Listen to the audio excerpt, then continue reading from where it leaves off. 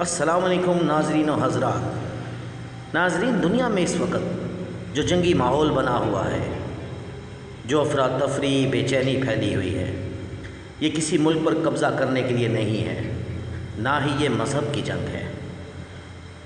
اس وقت جنگ ہے اچھائی اور برائی کی، آزادی اور غلامی کی، انسان کی اور شیطان کی۔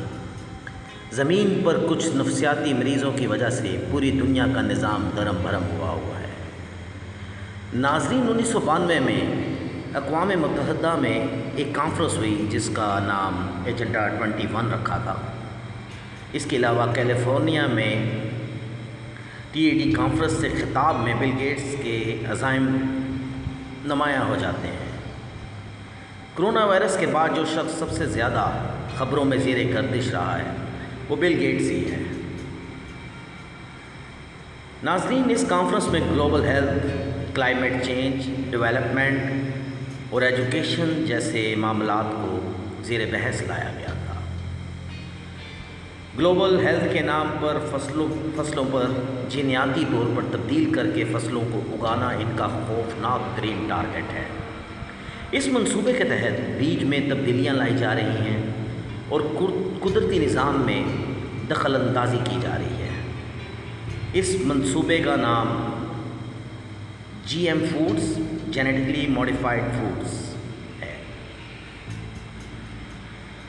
بل اینڈ میلنڈا گیٹس فاؤنڈیشن سائنسدانوں، صحافیوں، ڈاکٹرز اور اپنے ایجنڈے کی تکمیل کے لیے جس کو بھی خریدنا ہو یہ لوگ خریدتے ہیں اور اپنا منصوبہ مکمل کرنے پر کام شروع کر دیتے ہیں۔ گانا کی ایک نیوز سائٹ نے خبر میں انکشاف کیا تھا کہ بل نے 400 ڈاکٹرز، سائنسدان اور صحافیوں کو خریدا ہوا ہے جو کہ GM فوڈز کی مہم چلا رہے ہیں۔ بھوک کے خاتمے کی آڑ میں افریقہ کے مقامی کسانوں کو بے روزگار کر دیا گیا اور مصنوعی بیج سے چاول اگانے کا منصوبہ کامیاب کیا تھا۔ اس چاول کا گولڈن رائس کا نام دیا گیا تھا جس کو مونسینٹو نامی کارپوریشن تیار کرتی ہے۔ بل گیٹس فاؤنڈیشن ڈائن کوپ نام کی ایک کمپنی میں سرمایہ کاری بھی کرتی ہے۔ یہ کمپنی عسکری ساز و سامان کی خرید و فروخت کرتی ہے۔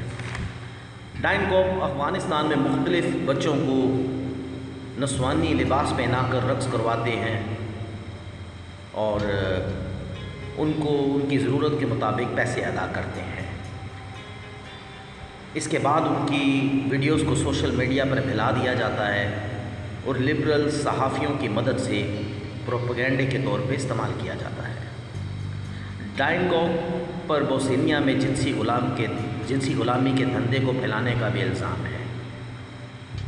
امریکہ کے عراق پر مکمل قبضے کے بعد عراق سے مختلف فصلوں کے بیج لے کر محفوظ کرنا، اس کے علاوہ کافی عزائم ان کا ٹارگٹ ہے۔ صہیونی قوتوں کا سب سے بڑا ٹارگٹ آبادی کا کنٹرول ہے۔ ایجنڈا 21 جس کے ذریعے آبادی اور شہریوں کے رہن سہن کے ذرائع کو قابو کرنے کا کام کیا جا رہا ہے۔ ناظرین، کھیل آج سے شروع نہیں ہوا، اس کا آغاز بہت پہلے ہو چکا ہے۔ اب تو قیامت کی گھڑیاں چل رہی ہیں۔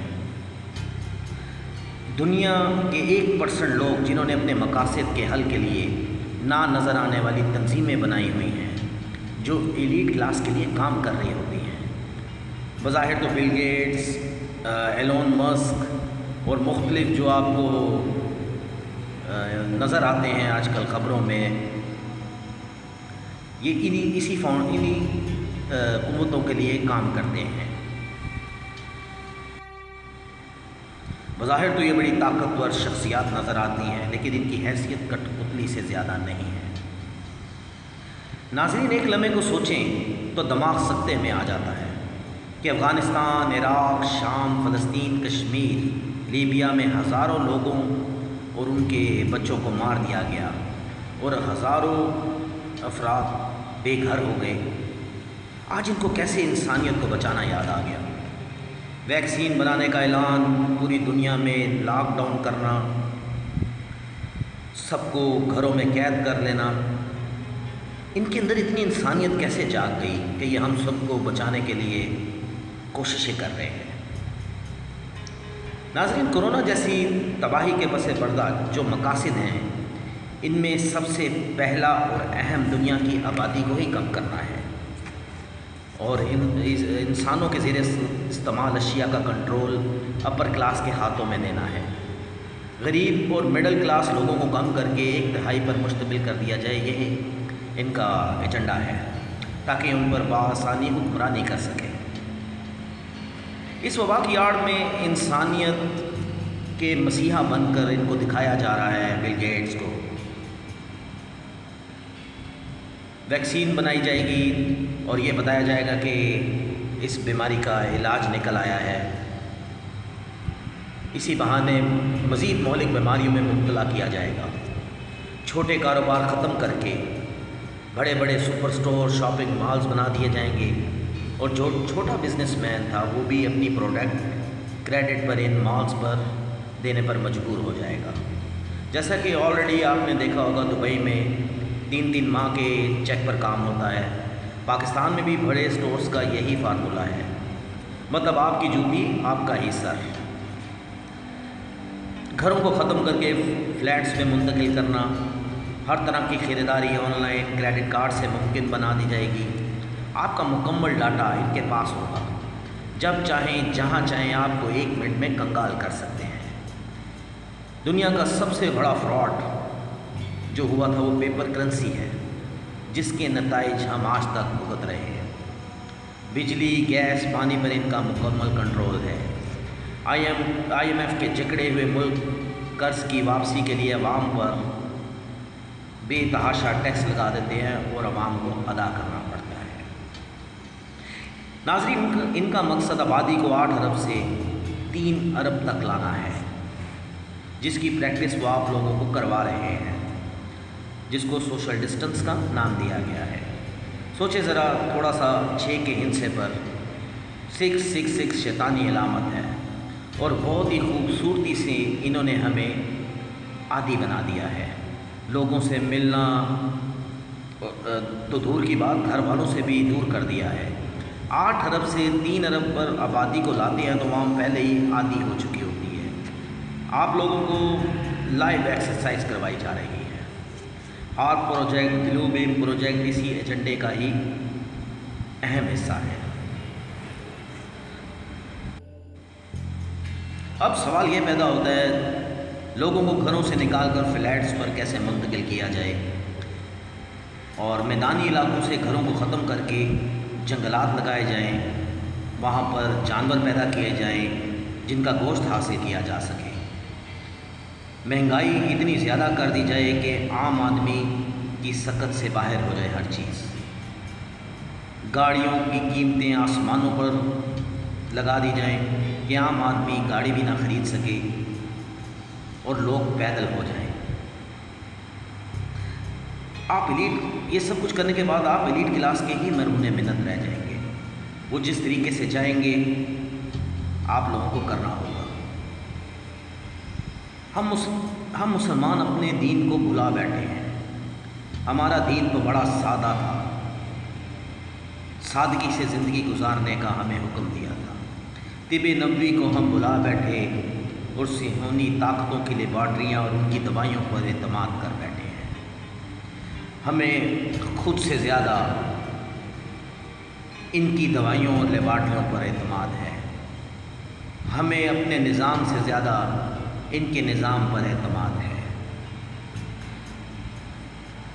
آپ صلی اللہ علیہ وآلہ وسلم نے علم حاصل کرنے پر بہت زور دیا تھا، کیونکہ وہ جانتے تھے کہ آنے والے وقت میں اگر شعور نہیں ہوگا تو یہودی لوگوں کو سمجھنا آسان نہ ہوگا، ان کی چالوں کو سمجھنا بہت مشکل ہو جائے گا۔ افسوس، ہم اپنا دین بھی بھلا بیٹھے، ہم اپنے فرض بھی بھلا بیٹھے، ہم ان کے فتنوں کا شکار ہو چکے ہیں۔ ہم ان کی بنائی ہوئی ہر چیز کے عادی ہو چکے ہیں۔ آج 1 منٹ کے لیے انٹرنیٹ بند کر دیا جائے تو جو لوگ بھوک کے ہاتھوں یا کسی اور چیز کے ہاتھوں اپنے حق کے لیے باہر نہیں نکلتے، آپ دیکھیں گے کہ یہ انٹرنیٹ کے بند ہونے سے سڑکوں پر نکلے ہوں گے۔ دوسرے لفظوں میں یہ کہنا غلط نہیں ہوگا کہ ہم ان کے حصار میں ہیں، جکڑے چاہ چکے ہیں۔ وہ جس طرح چاہ رہے ہیں ہم عمل کر رہے ہیں۔ ناظرین، ہم بہت ہی خطرناک انجام کی طرف جا رہے ہیں۔